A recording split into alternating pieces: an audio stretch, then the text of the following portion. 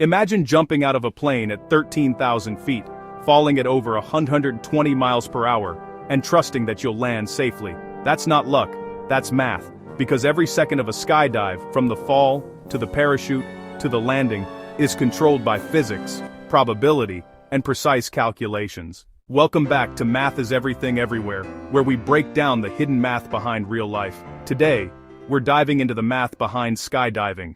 When you jump out of a plane, gravity pulls you down, but something pushes back: air resistance. At first, you accelerate rapidly, but eventually, you reach something called terminal velocity. That's the maximum speed you can fall. For most skydivers, that's about 120 miles per hour, or 54 meters per second.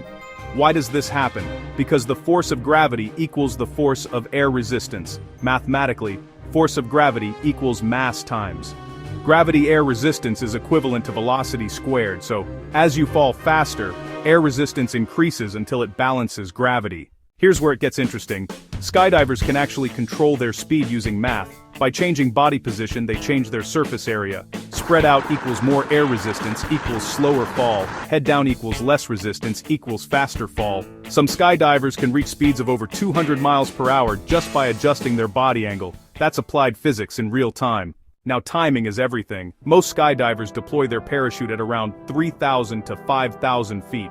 Why that height? Because math determines how long it takes to slow down, how much altitude is needed, and how much margin of safety exists. Let's break it down. At terminal velocity, you fall about 1,000 feet every 5 to 6 seconds. That means, when the parachute opens, everything changes. Your speed drops from 120 miles per hour to about 10 to 20 miles per hour. That's a massive decrease. This happens because the parachute increases drag force dramatically. The equation changes. More surface area equals more air resistance equals less speed.